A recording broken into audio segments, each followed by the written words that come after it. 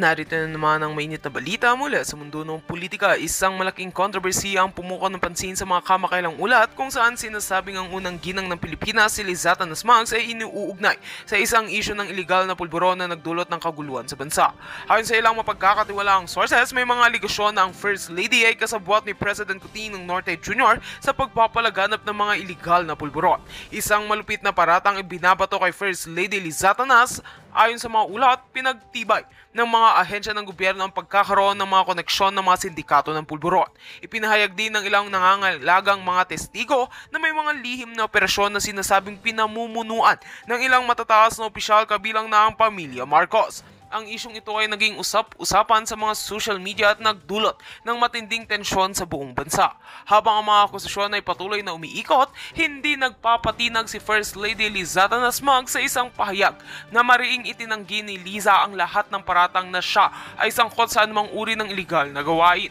Ayon sa kanya, ang mga paratang ay walang basihan at siya ay patuloy na magsusumikap upang linisin ang kanyang pangalan. Tila nagiging hamon ito para kay First Lady na mapanatili ang kanyang kredibilidad habang tinatangka niyang iwasan ang mga lalaking isyu ng politika. Habang patuloy ang mga investigasyon, marami ang nag-aabang kung paano ito magiging epekto sa administrasyon ni President Marcos. Ang aligasyong ito ay nagdudulot ng pag-aalala sa mga mamamayan at posibleng magdulot ng pagbagsak sa tiwala ng publiko. Ang mga eksperto ay nagsasabing ang mga susunod na linggo ay magiging kritikal upang malaman ang buong katotohanan sa likod ng mga paratang na ito. At yan nga, mabalitang ating pagkakatutukan, at kung bago ka pa lamang sa aking channel ay huwag kakalimutang mag-like, share and subscribe para updated ka sa aming mga bagong balita dito sa Tatak Pinas.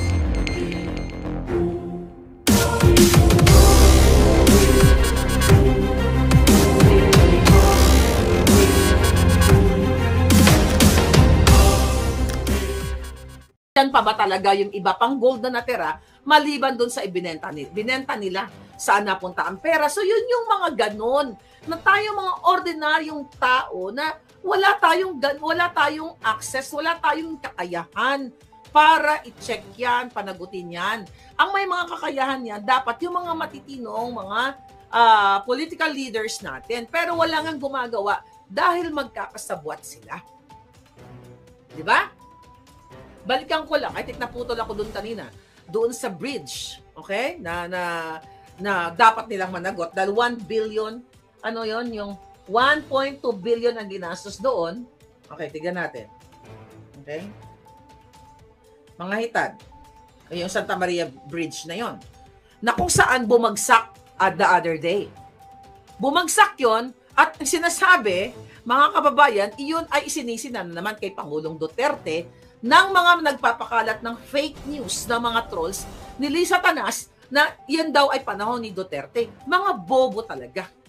Dahil, sinimulan yung proyekto na yan, yung bridge na yan, nung panahon pa ni Noynoy in 2014.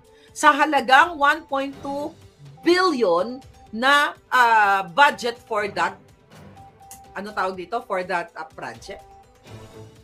So natapos sa panahon ni Bangag. Actually, hindi mo pwedeng sisihin si Noynoy. Una na, patay na yon. Okay, nagbayad na yon sa mga kasalanan niya. Diba? Hindi mo pwedeng sisihin si Pangulong Duterte.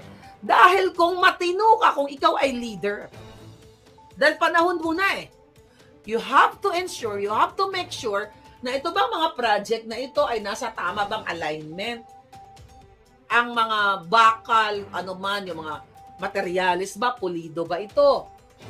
Na i-check ba ito? Dahil hindi ko pwedeng sisihin yung nakaraan dahil ang risgo, ano ba yan? Sa Tagalog. Yung pananagutan, di ba? Yung accountability, I think that's the right word. Ang risgo o pananagutan ay nasa iyo bilang isang leader. Pero dahil nga gusto nilang pagtakpan yung kanilang mga kabulukan, ay panahon ni Duterte yung tragis na yan, na bumagsak na na bumagsak na tulay na yan, may 6 katao na nasaktan. Tapos yung governor nila doon, mga kababayan, kung di ba naman hangag, sinisisi yung mga drivers daw dahil daan sila ng daan doon. Mabigat daw yung mga bato na dala nila. Okay? Pero hindi siya sure. Kasi ang sabi ng gobernador nila, overweight daw yung mga truck na pabalik-balik, sabi niya, siguro, ito yung term ng gobernador na, hindi ko nakuha yung pangalan, na nga doon sa kanyang interview na sinisisi na yung mga drivers na dumadaan. Yan, siguro kasi dumadaan sila ng gabi, kaya siguro, hindi siya sure, hindi factual. Katang isip niya lang or opinion niya lang na ay siguro kaya bumagsak yan, dahil ang bato ang bibigat. Palpak yan bago ka magsalita as governor. Sinigurado mo ba na yung mga nasaktan na nga sila, sinisi mo pa, kundi ka ba naman bugo? Di ba? Sinisisi itong mga drivers na may mga bato daw kasi mabibigat. Pang-addict yan na mga reasoning.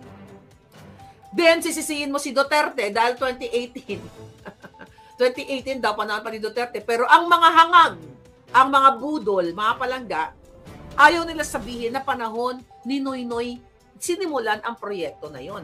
Walang kasalanan si Noynoy, ang naging kasalanan lang ni Noynoy diyan at not Noynoy mismo, and the Duterte administration, kung may nagnakaw doon sa kanyang mga tao. Definitely meron yan.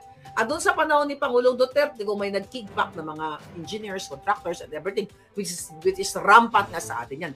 Pero yung sisisihin mo ang Duterte administration dahil sa pagbagsak ng tulay na kayo ang nagtapos, pang-adik yan. Buha ka ng ina nyo. Ang ina nyo eh. Tusukan nyo kayo ng formalin, katulad ni Lisa Tanas eh. Diba? So ngayon, kaya ang ginagawa ng mga bangag dyan sa presidential communications, mga kababayan, puro vloggers ang kanilang tinatarget. Recently, sabi ni Lucaret Castro, na talagang inaatasan siya ng presidente ayun, parang gusto daw nilang paigtingin ang batas dito sa, tama ba? Mag-comment kayo dyan ng gusto nyo Sabi ni Trollbuster, si Ochoa nagnakaw panahon ni Noynoy. Inggit si Liamas, sabi ni Trollbuster. Ngayon, okay, ang sinasabi nila ngayon dyan sa presidential communication, wala namang iba Duterte, vloggers, panagutin sa mga fake news. Ang waka ng ina mo, Lucaret. Pumunta ka lang sa account ni Lisa Tanas at ni Bangag.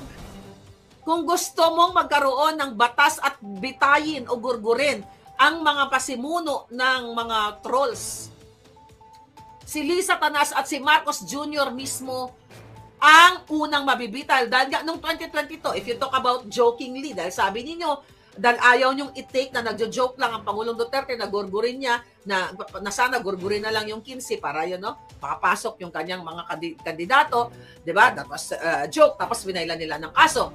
Si Marcos Jr. nag-deliver ng kanyang pananalita noong 2022 na hindi sila pinapansin ng media, kaya nag-hire sila ng trolls. Coming yan sa bunganga ni Marcos Jr. During that time, syempre, kakampi ko pa sila, I just brush it off, di ba? Pero alam ko, yung si Emerald Bukangkang, talagang yan, kausap ko yung mga hayop na yan, na nagbibigay ng mga links at kung ano-ano pa. Pero never ako nagpasakop sa mga hayop na yan o para diktahan ako kung ano ang gusto kong isulat o sabihin dito sa ating vlog. Okay? Ngayon, mabalik tayo dito sa trolls na talagang papanagutin daw, kailangan paigtingin, amendahan ang batas patungkol dyan sa freedom of speech, mga kaputahan ng mga buwaka ng itong Lucaret na ito. Gaga ka kung merong mabibita yung amo mo. At by the way, nakakatawa ka at nakakaawa ka, Lucaret Castro. Dapat yan yung pangalan niya. Why? Recently, pinakinggan ko yung kanyang interview patungkol nga doon sa binabanggit na kay Inday Sara na parang nakakalungkot daw ng isang vice president na tulad ni Inday Sara ay nagsasabi pa sa mga tao na dapat magalit ang tao sa gobyerno. Hindi kasi yan na eksaktong content. Ang sinabi ni Inday Sara na karapatan ng taong bayan, it's your freedom to express kung meron kayong galit, hinanakit, o hindi magandang pananaw o nakikita nyo laban sa mga bangag. Tapos ngayon, ang sinasabi dito ni Lucaret Castro, mga kababayan, kasi tinanong siya ng reporter na parang, yan ba ang direktiba sa'yo ni President Bangag Marcos? Sabi niya, sabi niya, yun ang sinasabi sa akin ng PCSO. Di ba PCS? PCO. PCO, Presidential Communications. Sabi niya, yun ang sinasabi sa akin ng PCO, sabi ng PCO. Ibig sabihin, itong si Lucaret Castro, hindi niya nakakausap ng direkta si Bangag Jr. Ang kumakausap dyan, si Emerald Bukangkang, na parang tatanggalin na rin yata yan parang gusto niya daw tanggalin si Emerald Bukangkang, but I have to verify, no? Kasi may na-receive akong information patungkol dyan kay Bukangkang. But anyway, mag-stick tayo doon kay Lucaret Castro. Ibig sabihin, ikaw, Lucaret, gaga ka. Dakdak ka ng dakdak. Tingnan mo, puro kasmalian, puro kasinungalingan lahat. Kayo ang fake news spreader. Hindi mo nga nakakausap directly si Bangag. Kasi walang tiwala sa'yo dahil buang ka.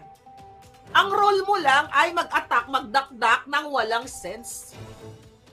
Imagine mo, spokesperson ka. You talk, kumbaga, bawat buka ng bunganga mo magre-represent sa presidente. Pero hindi mo nakakausap directly. So, yung sinasabi sa'yo ni Bukangkang o sino man dyan, ni Bulldog, ni Honey Rose, na ito sabihin mo, ganito, ganyan. Maaring mga kathang isip na lang nila yan. Kaya dahil hindi mo nakakausap ang presidente, nagpapakitang gilas ka na nagbumukha ka ng tanga. Imagine mo, recently, di ba? Ang sinasabi niya na dapat, ano yung sinasabi niya doon na dapat daw sumulat ba or mag-request itong mga senators kay Marcos Jr. para sa impeachment, para madaliin ang impeachment ni Inday Sara. Ano kayo dyan? Mag-comment kayo dyan. Mga kababayan, lumabas talaga ang pagkaboba. Okay? Ano sabi niya? Teka, ano sabi dito? Comment kayo dyan para masaya. Okay? Alright. Girlfriend yan ni Trililing, sabi ni Sisa Salito. Okay, tiyan ko lang to. Mayroon akong ano dito, ha? Mayroon tayong sinulat dito ng bonggang-bongga. Hi, Nancy Trinidad na nagmamaganda. I love you. Magkita tayo muli. Alright.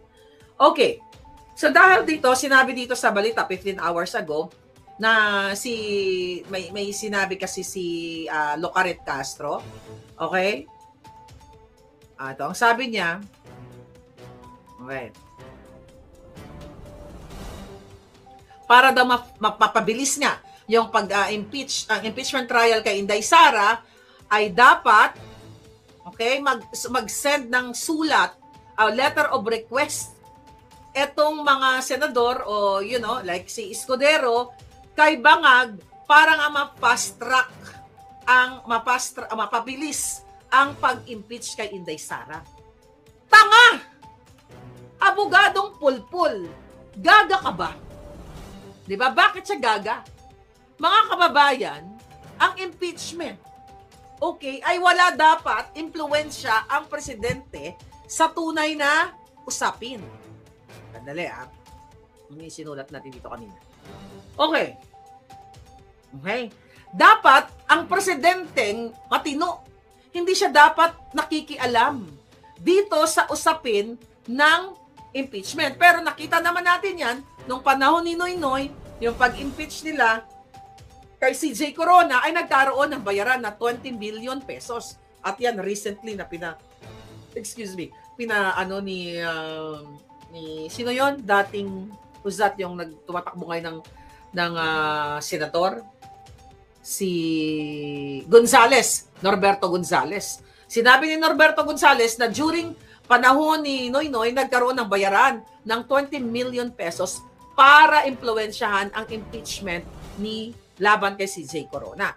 At pero syempre, kung matalino at hindi Lucaret si Castro, hindi niya sasabihin yan.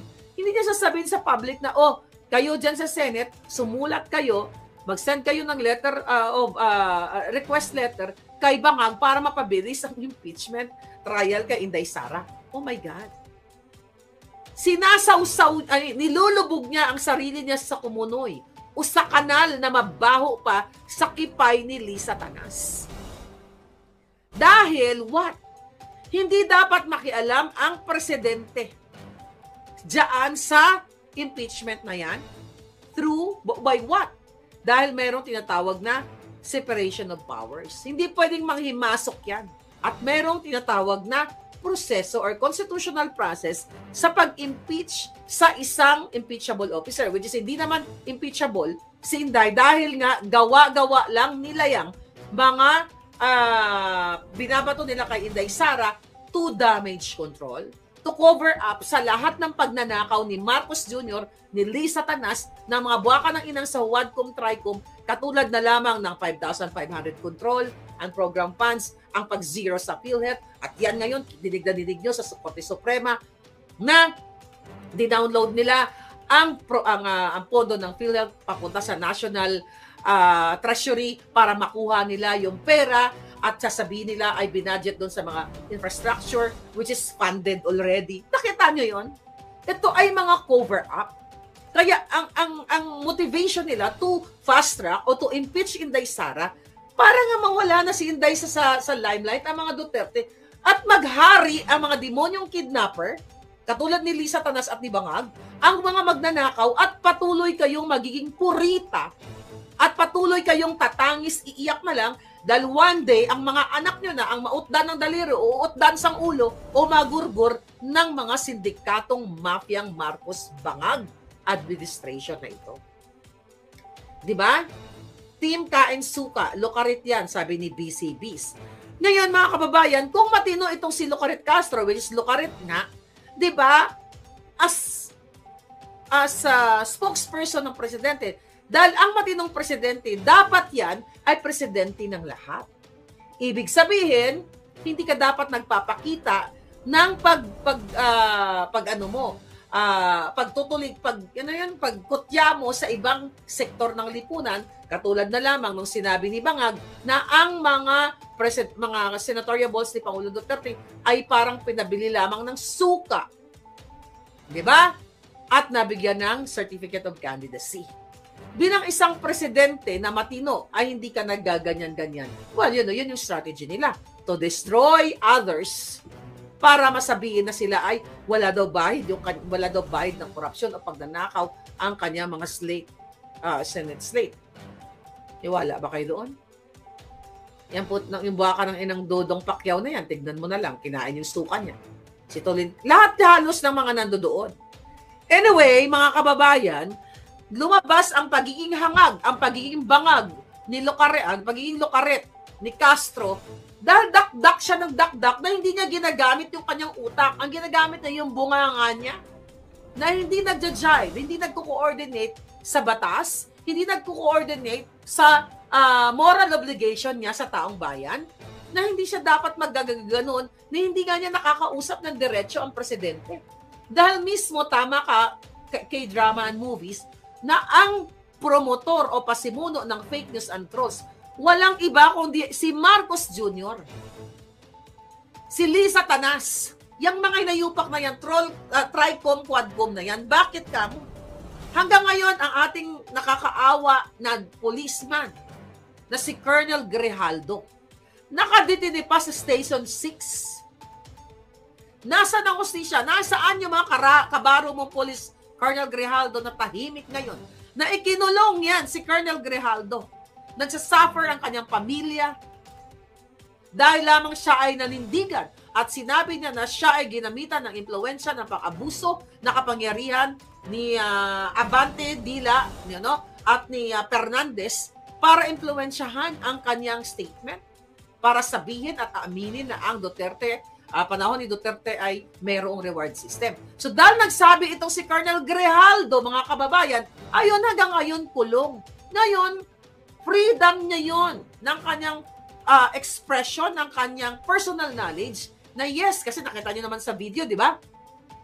Na kinausap ni Abante at ni Fernandez na buwaka ng inang hubadero na yan, ng inayupak na yan. Recently, dyan sa campaign niya dyan sa lugar niya, may namatay na matanda. Tapos, news blackout. Ayan, ang dami eh. Ang dami. Sa araw, yung bunganga ko kulang sa 1 oras o 2 oras. Kung isa-isay natin ang kabutahan ng mga hinayupak na yan. May namatay na matanda, pumila-pila doon sa kanilang mga ayu-ayuda. Nakawawa naman yung senior citizen, di ba? News blackout. Sino ang tunay na fake news? Tapos the nerve yung putang inang niyang hayop na yan. Buwaka ng inang Dan Fernandez. Tapos ngayon, kayo ang mag-investigate kayo dyan sa na yan, para in aid of Jotang Ginemes na legislation para sa fake news. Ikayo mismo, Dinadamage control nyo, kinokontrol nyo yung mga tamang impormasyon. By the way, pinatawag ako ng sa opisina ni Robin Padilla na kung saan pinadalan tayo pala ng invitation pero later on kinancel nila. Ito magandang pag-usapan. Okay, ngayon ito. Pinadalan ako ng letter ng Congress. Ito. Committee on Public Information and Mass Media. February 27, ito pakita ko sa inyo. Ayan. Pinadala nila ako ng Marlica Boljaquera, Senate. Papunta tayo dito. Ang sabi dito, Dear Miss Beautiful, dapat lagay niya.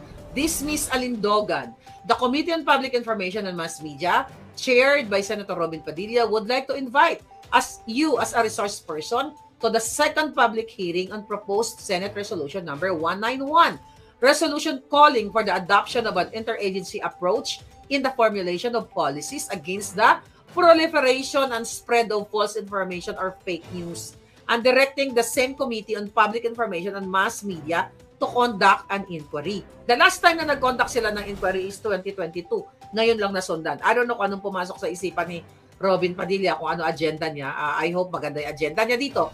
Pero anyway, ito. Sabi dito, in aid of legislation with the end view of proposing amendment to Republic Act number 10175, otherwise known as the Cybercrime Prevention Act of 2012, and other pertinent laws by Senator Padilla. It will be on Monday, March 3, 2025.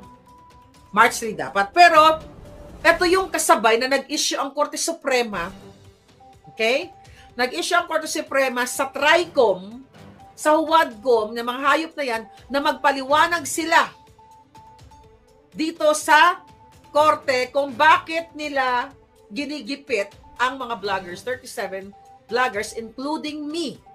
Bakit do 30 vloggers ang pinatawag nila dyan sa mababang, dyan sa House of Representatives. So, ito yun kasabay.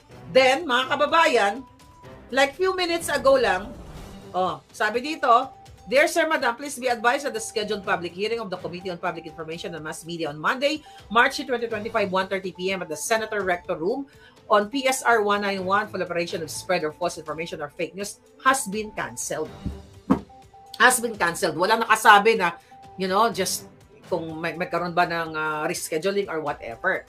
Baka ito yung reason. But anyway, alam ko nakikinig ka, I'm not here para bodyakin si Robin Padilla. I would love to go.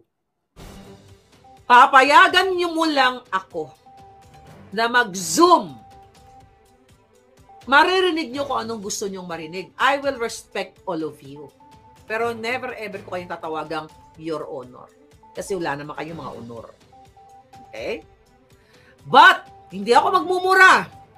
Mabait ako. Diba? Bigyan nyo ako ng chance pag itinuloy nyo yan. Kahit sa Huwadcom, kahit saan. Sa Zoom. Okay?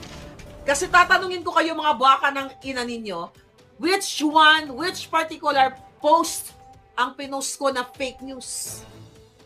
Okay? Dahil talagang makikita you know what?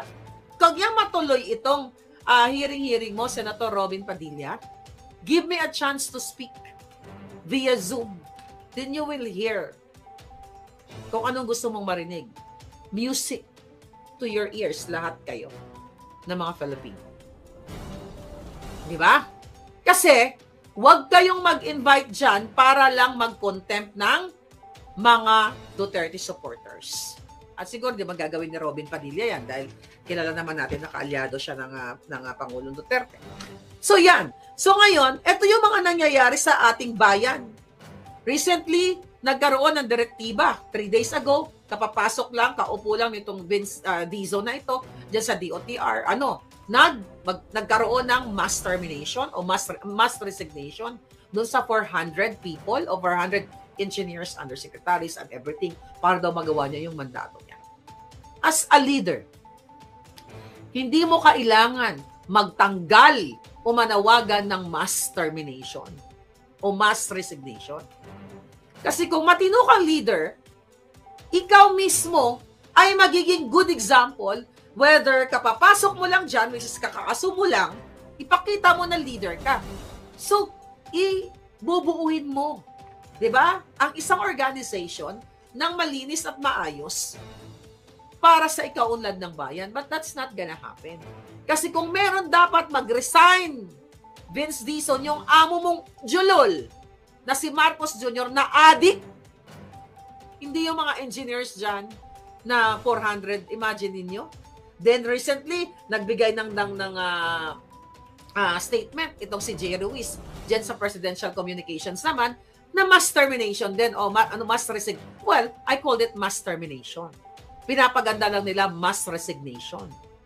Para kunyari, legal, makatao and everything. Di ba? Nakita nyo yung flow ng gobyerno ni Bangag only sa Bangag administration. Walang nagtatagal na presidential communication officers diyan sa PCO. Katulad na lamang ni Cesar Chavez na sukang-suka kaya nag-resign yung gago na yan dahil nga siya ang sinisisi ni Bangag.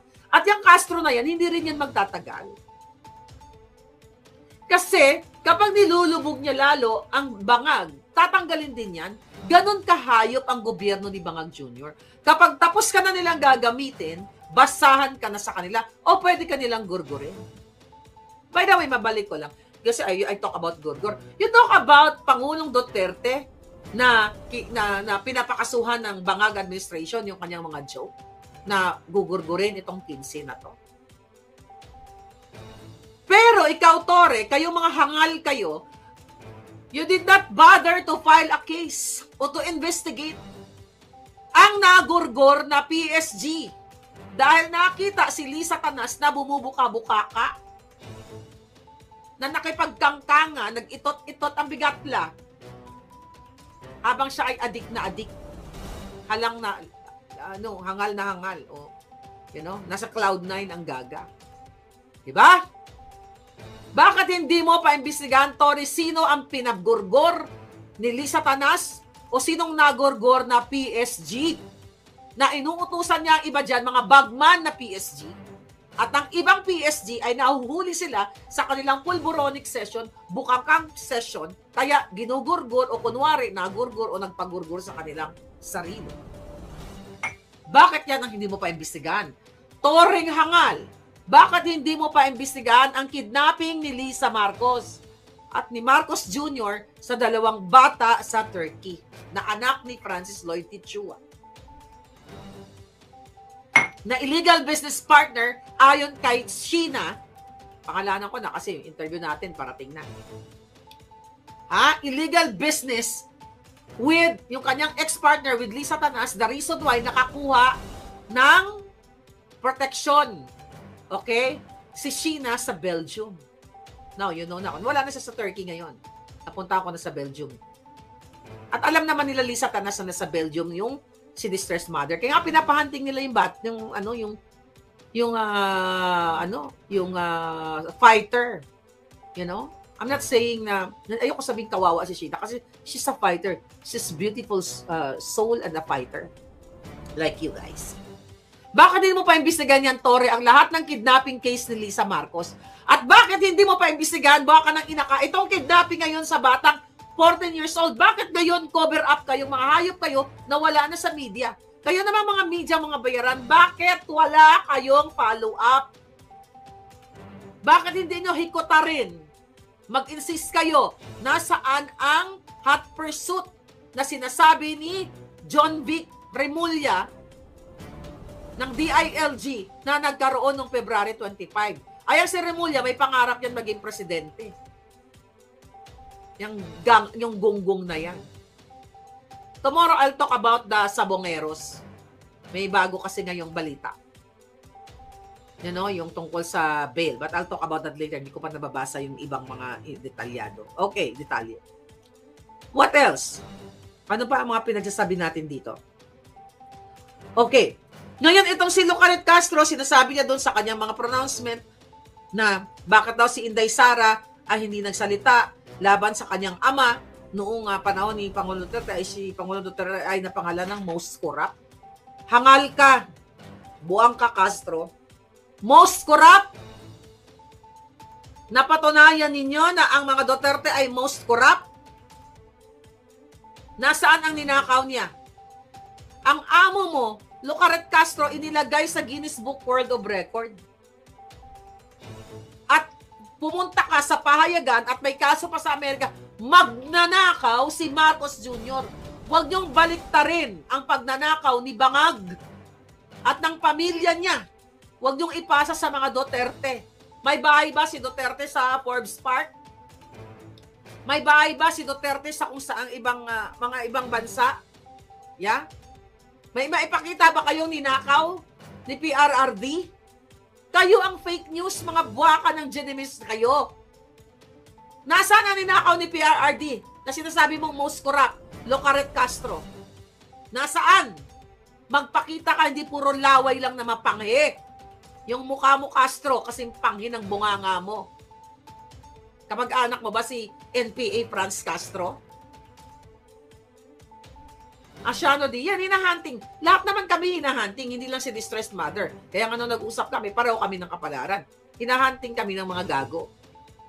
Pero sa ibang bansa kasi, hindi basta-basta makapenetrate ang mga demonyo katulad ni Lisa makapag-gurgur ng tao. Mahirapan din sila kahit nag-hire sila ng assassins. Hindi naman basta-basta ang Amerika dito na nababayaran o ang Belgium na aregloy na lang natin na bigyan ka 50 million. Huwag yun ang pag-usapan. Not here at not in Belgium. Diba? Gago ka, Castro. Ha? Ang tawag sa kanya dapat Lucaret Castro. Paano mo pagtitiwalaan yung attorney na yan? Attorney no case. Nagki-clickbaiting sa kanyang YouTube para kumita ng pera. Kung abogado ka, hindi mo kailangan mag-clickbaiting. Vic Rodriguez. Ano yung clickbait niya kay Attorney Vic Rodriguez? Nasaan yung phone ko? Nawala. Ito. Nag-clickbaiting siya. Nakita ko kay Pam. Third floor studio. Kumusta kayo? Na-miss ko na kayo. Mga hitad. Okay?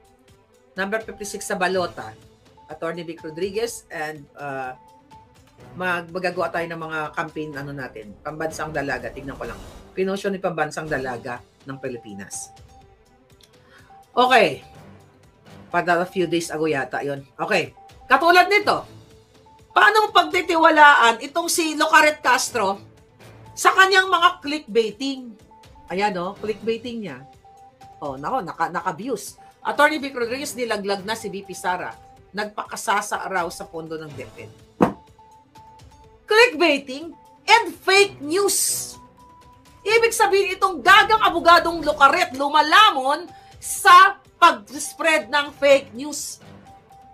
Tayo ba nagki-clickbaiting tayo? Hindi. Damage control, backlash, kidnapping, at formalin. Ano ang clickbaiting dyan? Diba? Yan ang tawag dyan nagki-clickbait. Para panoorin, makurious yung tao, ha? Si Attorney Vic ba may sinabi against kay Sara? Walang sinabi si Attorney Vic Rodriguez laban kay Inday Sara. Pero nilagay nang sa title nitong Lucaret Castro para panoorin, para kumita siya ng pera. Walang problema sa akin dahil kumikita rin naman ang ating mga views. Na kumita ka ng pera, pero kung meron kang prinsipyo at paninindigan, at iba ako sa inyo, kayong mga ulol na mga ensimada. Kasi when I started vlogging, wala ako naisip na monetization. Bago pa kayo nag-vlog, nag-vlog ako nang hindi ko alam ang word, hindi naman word, hindi ko alam yung mga monetization, eklabush na yan. iVlog, alam nyo yan, Balikbayan Box, Tanimbala, kasi dahil sa galit ko sa gobyerno ng mga Pinklawan at Dilawan noong panahon na yon. Pero itong mga nagsusulputan ng mga vlogger na mga, na mga himod-puwet o mga dugyot o whatever, nag-vlog kayo dahil saan? Magpakalat ng fake news, sirain ng Duterte para kumita kayo ng pera. Mag-clickbait kayo, walang problema na kumita ng pera. Gusto nga lahat kayo vloggers. Kesa naman lahat kayo bangag, lahat kayo adik. Anong gusto nyo? Lahat tayo vloggers o lahat kayo bangag? Gusto ko na maging vloggers tayo lahat. You make money, kesa naman adik kayo lahat. Mamili ka. So kaso itong gagang Lucaret na ito, magpapakalat ng kasinungalingan, Attorney Vic, nilaglag si Sara. Di tarantada yung babaeng buwaka ng inang yan, lukiton ko ang bilat mo nang makitaan mo gid. Alpot ka. Hangag ka, hindi ka magtatagal dyan. Tandaan mo tong bunganga ko. Kailangan sabi ni Lisa, naku, kailan hindi maging totoo sinabi ni Marlica, i-keep natin to si Lucaret kahit natatanga-tanga. Di ba? At hindi bagay sa iyo ang pangalang Claire. Dahil ang karamihan sa mga Claire, may puso. At para sa taong bayan, ikaw, para ka sa impyerno. Imagine mo, alam mo, adik si Marcos Jr. Magnanakaw. Tapos ngayon, puro katputahan ang ginagawa mo. Sabihin mo, most corrupt ang Duterte. Asan ang kinurap? Ito pa lang gaga ka eh. Ito pa lang yung pinost mo eh. Tungkol kay Attorney Vic Rodriguez, number 56 sa balota na may sinabi against si Sara. That's what you called, mga kababayan, 2 minutes. Clickbaiting. Okay? Clickbaiting para panoorin ka, para kumita ka ng pera. Again, wala akong problema, kumita ka ng pera dahil natutuwa yung tao sa'yo, bigyan nyo ng stars and everything, bigyan nyo ng regalo. So yun yung mga ganon, na tayo mga ordinaryong tao na wala tayong access, wala tayong kakayahan para i-check yan, panagutin yan. Ang may mga kakayahan yan, dapat yung mga matitinong, mga political leaders natin, pero wala nang gumagawa dahil magkakasabwat sila. Di ba? Balikan ko lang, I think naputol ako doon kanina, doon sa bridge, okay? Na dapat nilang managot dahil 1 billion, ano yon, yung 1.2 billion ang ginastos doon. Okay, tignan natin. Okay? Mga hitad. Yung Santa Maria Bridge na yon, na kung saan bumagsak the other day. Bumagsak yon at sinasabi, mga kababayan, iyon ay isinisinan na naman kay Pangulong Duterte ng mga nagpapakalat ng fake news ng mga trolls ni Lisa Tanas na yan daw ay panahon ni Duterte. Mga bobo talaga. Dahil, sinimulan yung proyekto na yan, yung bridge na yan, nung panahon pa ni Noynoy in 2014. Sa halagang 1.2 billion na budget for that, ano tawag dito? For that project. So natapos sa panahon ni Bangag. Actually, hindi mo pwedeng sisihin si Noynoy. Una na, patay na yon. Okay? Nagbayad na yon sa mga kasalanan niya. Diba? Hindi mo pwedeng sisihin si Pangulong Duterte. Dahil kung matino ka, kung ikaw ay leader, dahil panahon mo na eh, you have to ensure, you have to make sure na ito bang mga project na ito ay nasa tama bang alignment? Ang mga bakal, ano man, yung mga materialis ba, pulido ba ito? Na-check ba ito? Dahil hindi ko pwedeng sisihin yung nakaraan dahil ang risgo, ano ba yan? Sa Tagalog. Yung pananagutan, di ba? Yung accountability, I think that's the right word. You know? Ang risgo o pananagutan ay nasa iyo bilang isang leader. Pero dahil nga gusto nilang pagtakpan yung kanilang mga kabulukan, ay panahon ni Duterte yung tragis na yan, na bumagsak na ano na yan, na bumagsak na tulay na yan, may 6 katao na nasaktan. Tapos yung governor nila doon, mga kababayan, kung di ba naman hangag, sinisisi yung mga drivers daw, dahil daw daan daw sila ng daan doon. Mabigat daw yung mga bato na dala nila. Okay? Pero hindi siya sure. Kasi ang sabi ng gobernador nila, overweight daw yung mga truck na pabalik-balik, sabi niya, siguro, ito yung term ng gobernador na, hindi ko nakuha yung pangalan, na doon sa kanyang interview, na sinisisi na yung mga drivers na dumadaan. Yan, siguro kasi dumadaan sila ng gabi, kaya siguro, hindi siya sure, hindi factual. Katang isip niya lang, or opinion niya lang, na ay siguro, kaya bumagsak yan, dahil ang bato ang bibigat. Palpak yan, bago ka magsalita as governor, sinigurado mo ba na yung mga nasaktan na nga sila, sinisi mo pa, kung di ka ba naman bugo. Di ba? Sinisisi itong mga drivers na may mga bato daw kasi mabibigat. Pang-adik yan na mga reasoning. Then, sisisihin mo si Duterte dahil 2018. 2018 daw, panahon pa ni Duterte. Pero ang mga hangag, ang mga budol, mga palangga, ayaw nila sabihin na panahon ni Noynoy sinimulan ang proyekto na yon. Walang kasalanan si Noynoy, ang naging kasalanan lang ni Noynoy dyan, at not Noynoy mismo, and the Duterte administration, kung may nagnakaw doon sa kanyang mga tao, definitely meron yan. doon sa panahon ni Pangulong Duterte, kung may nag-kickback na mga engineers, contractors, and everything, which is rampant nga sa atin yan.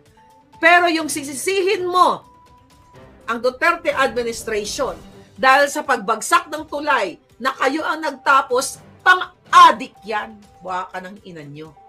Ang ina nyo. Tusukan kayo ng formalin, katulad ni Lisa Tanas. Diba? So ngayon, kaya ang ginagawa ng mga bangag dyan sa presidential communications, mga kababayan, puro vloggers ang kanilang tinatarget. Recently, sabi ni Lucaret Castro na talagang inaatasan siya ng presidente na ayun, parang gusto daw nilang paigtingin ang batas dito sa, tama ba? Mag-comment kayo dyan ng gusto nyong ano. Sabi ni Trollbuster, si Ochoa nagnakaw panahon ni Noy Noy.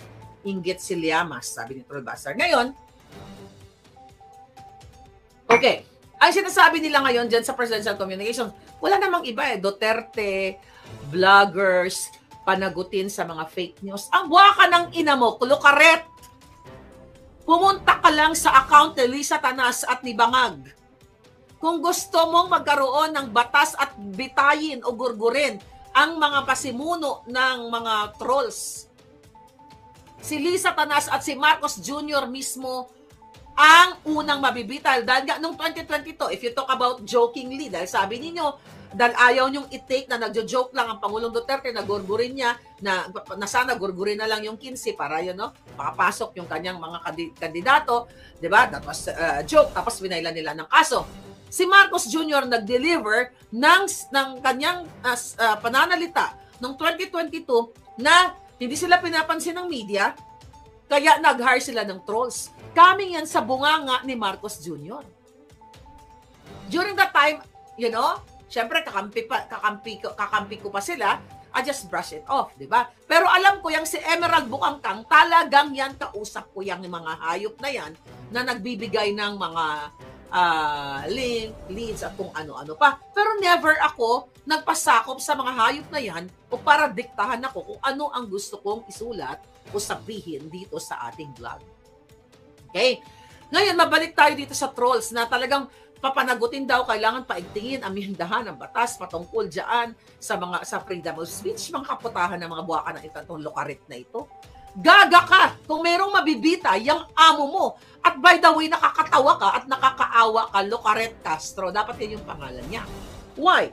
Recently, pinakinggan ko yung kanyang interview patungkol nga doon sa binabanggit na kay Inday Sara na parang nakakalungkot daw ng isang vice president na tulad ni Inday Sara ay nagsasabi pa sa mga tao na dapat magalit ang tao sa gobyerno.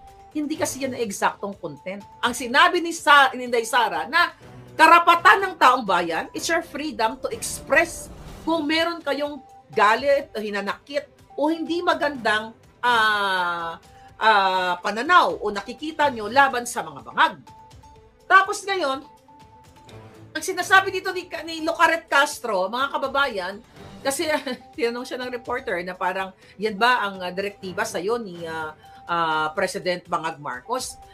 Sabi niya, sabi niya, yun ang sinasabi sa akin ng PCSO. Di ba PCO. PCO, Presidential Communications. Sabi niya, yun ang sinasabi sa akin ng PCO, sabi ng PCO. Ibig sabihin, itong si Lucaret Castro, hindi niya nakakausap ng direkta si Bangag Jr. Ang kumakausap dyan, si Emerald Bukangkang, na parang tatanggalin na rin yata yan parang gusto niya daw tanggalin si Emerald Bukangkang, but I have to verify, no? Kasi may na-receive akong information patungkol dyan kay Bukangkang. But anyway, mag-stick tayo doon kay Lucaret Castro. Ibig sabihin, ikaw, Lucaret, gaga ka. Dakdak ka ng dakdak. Tingnan mo, puro malian, puro kasinungalingan lahat. Kayo ang fake news spreader. Hindi mo nga nakakausap directly si Bangag. Kasi walang tiwala sa'yo dahil buang ka. Ang role mo lang ay mag-attack, magdakdak ng walang sense. Imagine mo, spokesperson ka. You talk, kumbaga, bawat buka ng bunganga mo magre-represent sa presidente. Pero hindi mo nakakausap directly directly. So, yung sinasabi sa'yo ni Bukangkang o sino man dyan, ni Bulldog, ni Honey Rose, na ito sabihin mo, ganito, ganyan, maaring mga katang isip na lang nila yan. Kaya dahil hindi mo nakakausap ang presidente, nagpapakitang gilas ka na nagmumukha ka ng tanga. Imagine mo, recently, di ba? Ang sinasabi niya na dapat, ano yung sinasabi niya doon na dapat daw sumulat ba or mag-request itong mga senators kay Marcos Jr. para sa impeachment, para madaliin ang impeachment ni Inday Sara. Ano kayo dyan, mag-comment kayo dyan. Mga kababayan, lumabas talaga ang pagkaboba. Okay? Ano sabi niya? Teka, ano sabi dito? Comment kayo dyan para masaya. Okay? Alright. Girlfriend yan ni Trililing, sabi niya si Salito. Okay, tiyan ko lang to. Mayroon akong ano dito, ha? Mayroon tayong sinulat dito ng bonggang-bongga. Hi, Nancy Trinidad na nagmamaganda. I love you. Magkita tayo muli. Alright. Okay. So dahil dito, sinabi dito sa balita 15 hours ago na may sinabi kasi si Locaret Castro. Okay? Ito, ang sabi niya, okay, para daw mapapabilis niya yung pag-impeach, ang impeachment trial kay Inday Sara, ay dapat, okay, mag-send ng sulat, letter of request, etong mga senador o, you know, like si Escudero, kay Bangag, para nga mapabilis ang pag-impeach kay Inday Sara. Tanga! Abogadong pulpul. Gaga ka ba? Diba? Bakit siya gaga? Mga kababayan, ang impeachment, okay, ay wala dapat impluwensya ang presidente sa tunay na usapin. Sandali, Hindi sinulat natin dito kanina. Okay. Okay. Dapat, ang presidenteng matino, hindi siya dapat nakikialam dito sa usapin ng impeachment. Pero nakita naman natin yan nung panahon ni Noynoy, yung pag-impeach nila kay CJ Corona ay nagkaroon ng bayaran na 20 billion pesos. At yan recently na ni sino yon? Dating, who's that, yung nagtumatakbo ngayon ng senator? Si Gonzales, Norberto Gonzales. Sinabi ni Norberto Gonzales na during panahon ni Noynoy, nagkaroon ng bayaran ng 20 million pesos para impluwensyahan ang impeachment ni laban kay CJ Corona. At pero syempre, kung matalino at hindi lukarit si Castro, hindi niya sasabihin yan. Hindi niya sasabihin sa public na, kayo dyan sa Senate, sumulat kayo, mag-send kayo ng letter request letter kay Bangag para mapabilis ang impeachment trial kay Inday Sara. Oh my God. Nilulubog niya ang sarili niya sa kumunoy o sa kanal na mabaho pa sa kipay ni Lisa Tanas. Dahil what? Hindi dapat makialam ang presidente diyan sa impeachment na yan. By what? Dahil mayroong tinatawag na separation of powers. Hindi pwedeng manghimasok yan.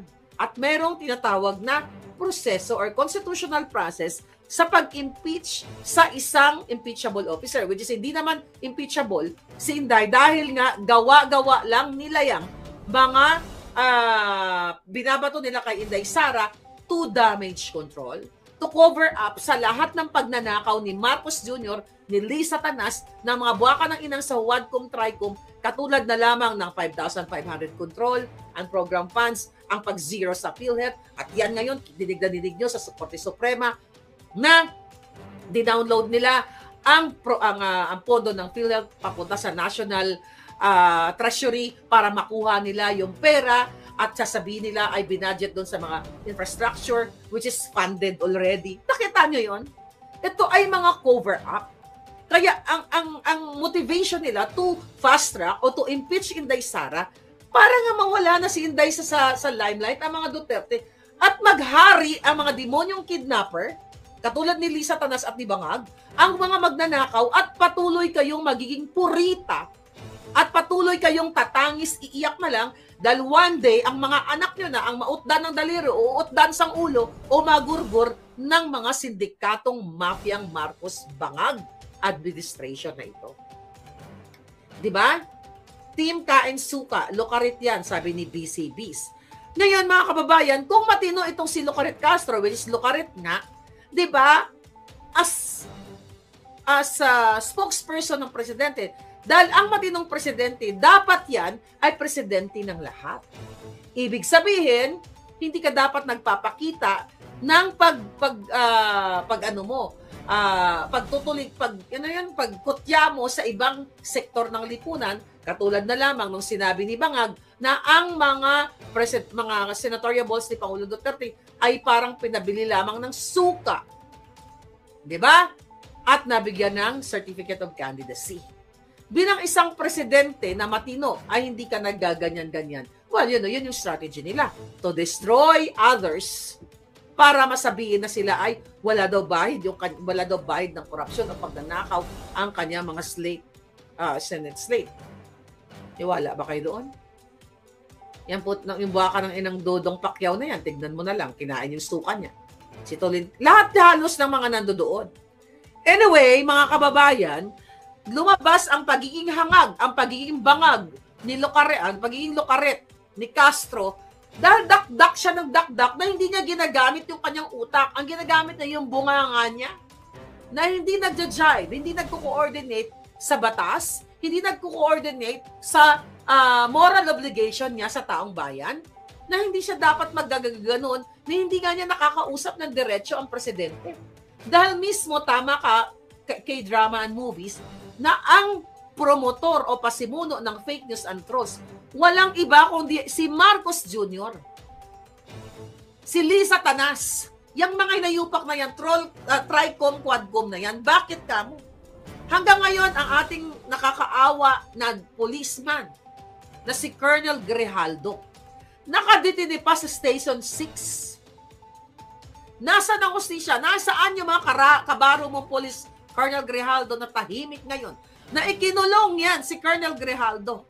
Nagsasuffer ang kanyang pamilya dahil lamang siya ay nanindigan at sinabi niya na siya ay ginamitan ng impluwensya ng pang-abuso na kapangyarihan ni Abante Dila at ni Fernandez para impluwensyahan ang kanyang statement, para sabihin at aaminin na ang panahon ni Duterte ay mayroong reward system. So dahil nagsabi itong si Colonel Grijaldo, mga kababayan, ayun, hanggang ngayon kulong.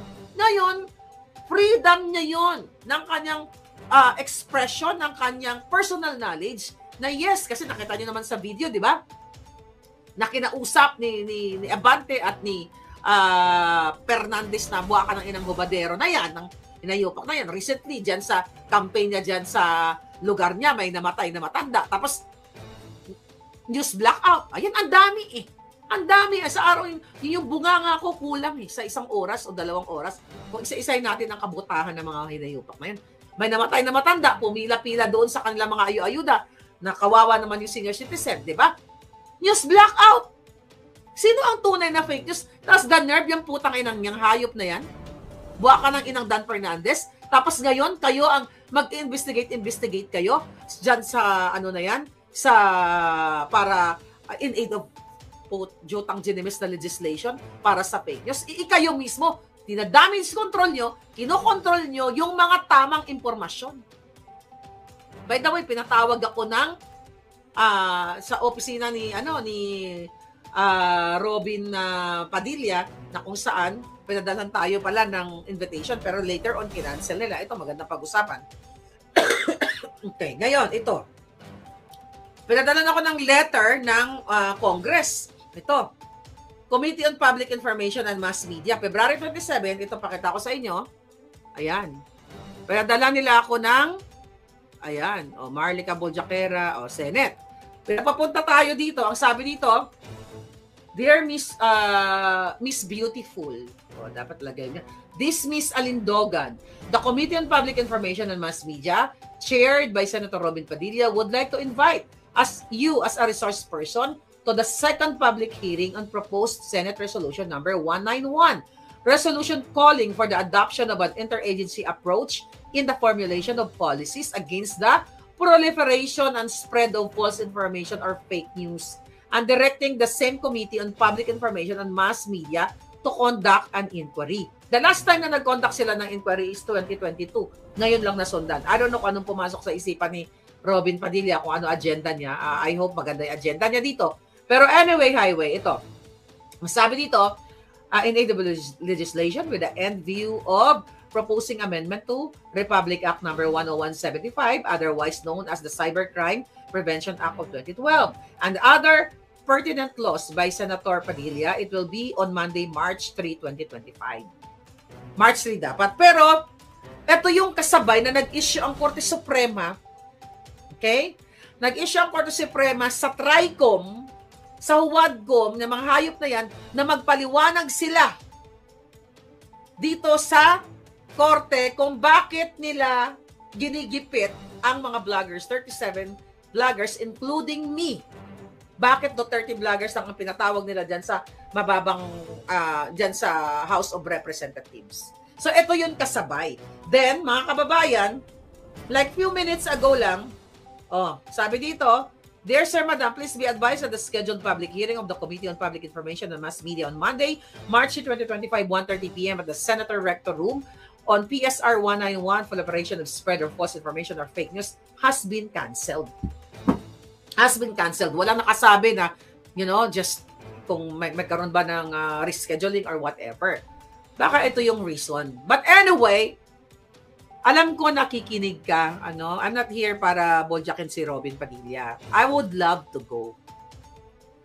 Papayagan niyo mo lang ako na mag-Zoom. Maririnig niyo kung anong gusto niyong marinig. I will respect all of you. Pero never ever ko kayong tatawagang your honor. Kasi wala naman kayong mga honor.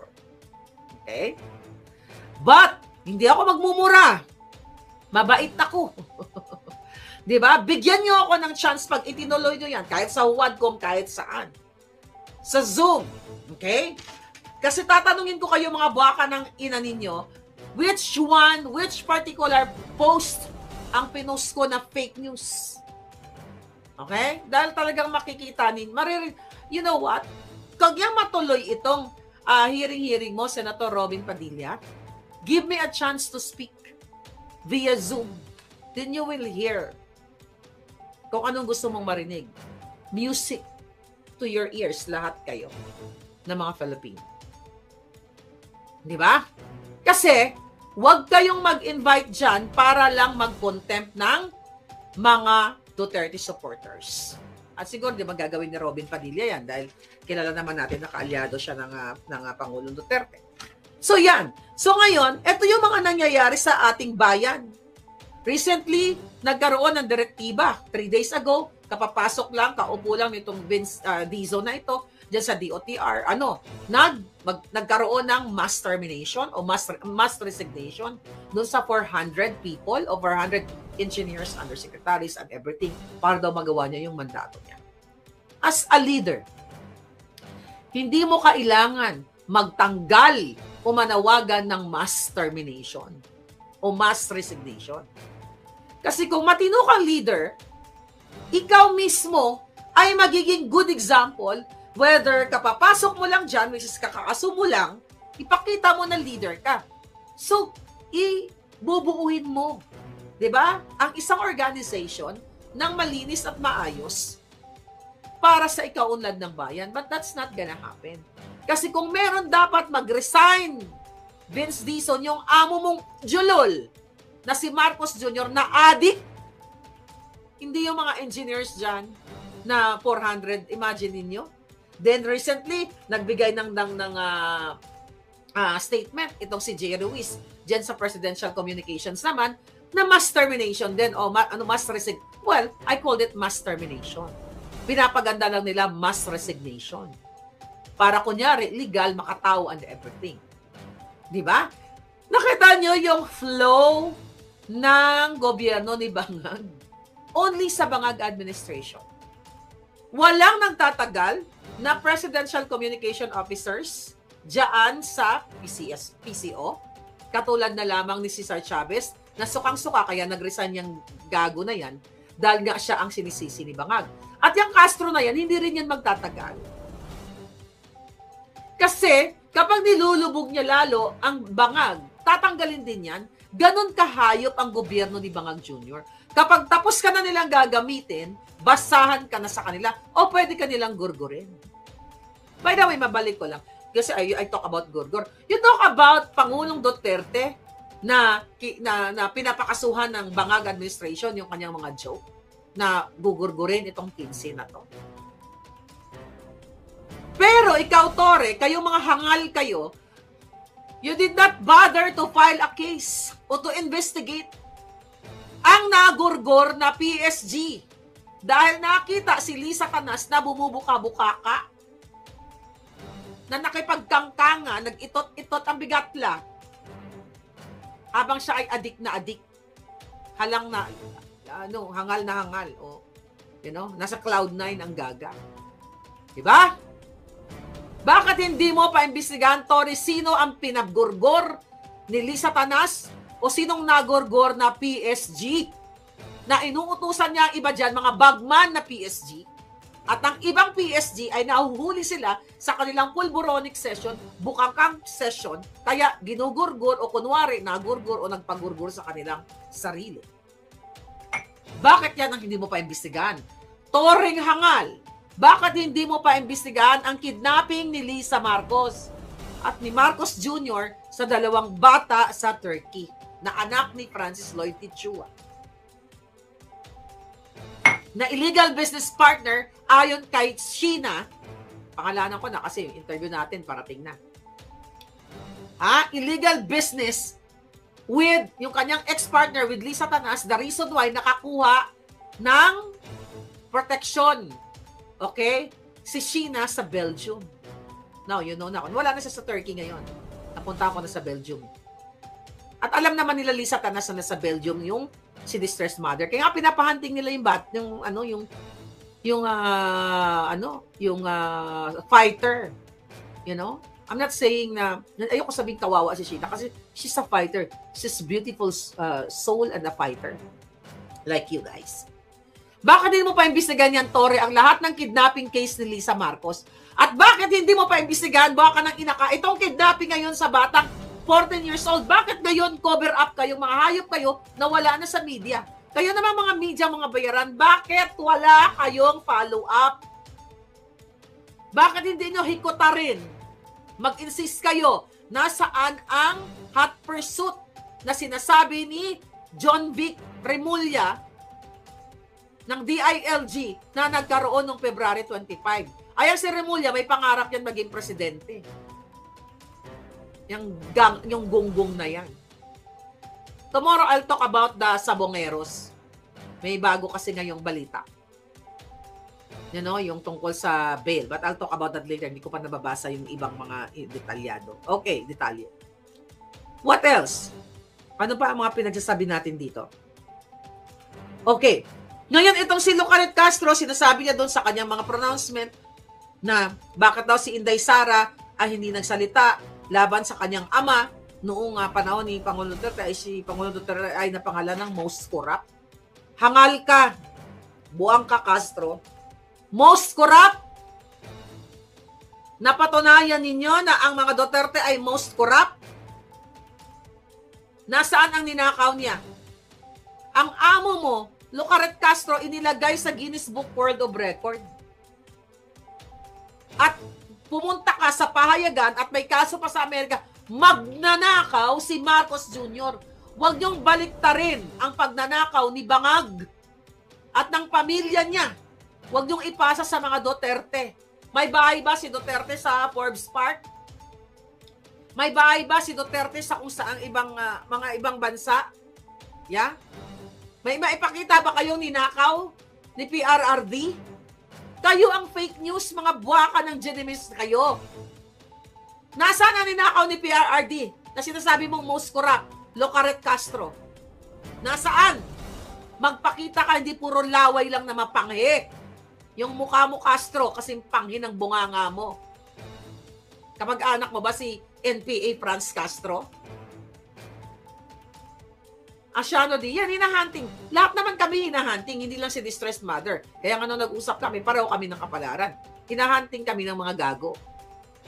Pero sa ibang bansa kasi, hindi basta-basta makapenetrate ang mga demonyo katulad ni Lisa makapag-gurgur ng tao. Mahirapan din sila kahit nag-hire sila ng assassins.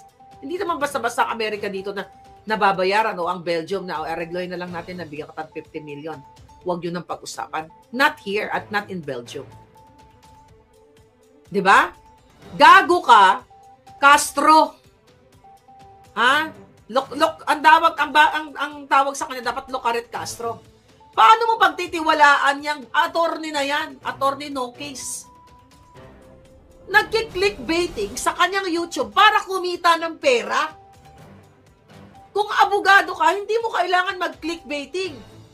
Vic Rodriguez. Ano yung clickbait niya kay Attorney Vic Rodriguez? Nasaan yung phone ko? Nawala. Ito. Nag-clickbaiting siya. Nakita ko kay Pam. Third floor studio. Kumusta kayo? Na-miss ko na kayo. Mga hitad. Okay? Number 56 sa Balota. Attorney Vic Rodriguez. And magagawa tayo ng mga campaign natin. Pambansang Dalaga. Tingnan ko lang. Pinosyo ni Pambansang Dalaga ng Pilipinas. Okay. Para a few days ago yata yun. Okay. Katulad nito. Paano mo pagtitiwalaan itong si Locaret Castro sa kanyang mga clickbaiting? Ayan o, clickbaiting niya. O, naka-views. Attorney Vic Rodriguez, nilaglag na si VP Sara. Nagpakasasa raw sa pondo ng DepEd. Clickbaiting and fake news. Ibig sabihin itong gagang abogadong Locaret lumalamon sa pag-spread ng fake news. Tayo ba nagki-clickbaiting tayo? Hindi. Damage control, backlash, kidnapping, at formalin. Ano ang clickbaiting dyan? Diba? Yan ang tawag dyan nagki-clickbait. Para panoorin, ma-curious yung tao, ha? Si Attorney Vic ba may sinabi against kay Sara? Walang sinabi si Attorney Vic Rodriguez laban kay Inday Sara. Pero nilagay nang sa title nitong Locaret Castro para panoorin, para kumita siya ng pera. Walang problema sa akin dahil kumikita rin naman ang ating mga views. Na kumita ka ng pera, pero kung meron kang prinsipyo at paninindigan, at iba ako sa inyo, kayong mga ulol na mga ensimada. Kasi when I started vlogging, wala ako naisip na monetization. Bago pa kayo nag-vlog ako nang hindi ko alam ang word, hindi naman word. Hindi ko alam yung mga monetization, eklabush na yan. I vlog, alam nyo yan, Balikbayan Box, Tanimbala, kasi dahil sa galit ko sa gobyerno ng mga Pinklawan at Dilawan noong panahon na yon. Pero itong mga nagsusulputan ng mga vlogger na mga, na mga himod-puwet o mga dugyot o whatever, nag-vlog kayo dahil saan? Magpakalat ng fake news, sirain ng Duterte para kumita kayo ng pera. Mag-clickbait kayo, walang problema na kumita ng pera. Gusto nga lahat kayo vloggers eh. Kasi naman lahat kayo bangag, lahat kayo addict. Anong gusto nyo? Lahat tayo vloggers o lahat kayo bangag? Gusto ko na maging vloggers tayo lahat. You make money, kesa naman addict kayo lahat. Mamili ka. So kaso itong gagang Locaret na ito, magpapakalat ng kasinungalingan, Attorney Vic, nilaglag si Sara. Di, tarantada yung babaeng buwaka ng inang yan, lukiton ko ang bilat mo nang makitaan mo gid. Alpot ka. Hangag ka, hindi ka magtatagal dyan. Tandaan mo tong bunganga ko. Kailangan sabi ni Lisa, kailangan hindi maging totoo sinabi ni Marlica, i-keep natin to si Locaret kahit natatanga-tanga. Di ba? At hindi bagay sa iyo ang pangalang Claire. Dahil ang karamihan sa mga Claire, may puso. At para sa taong bayan, ikaw, para ka sa impyerno. Imagine mo, alam mo, addict si Marcos Jr. Magnanakaw. Tapos ngayon, puro katputahan ang ginagawa mo. Sabihin mo, most corrupt ang Duterte. Asan ang kinurap? Ito pa lang gaga ka eh. Ito pa lang yung pinost mo eh. Tungkol kay Attorney Vic Rodriguez, number 56 sa Balota, na may sinabi against si Sara. That's what you called, mga kababayan, 2 minutes. Clickbaiting. Okay? Clickbaiting para panoorin ka, para kumita ka ng pera. Again, wala akong problema. Kumita ka ng pera dahil natutuwa yung tao sa'yo, bigyan nyo ng stars and everything. Bigyan nyo ng regalo.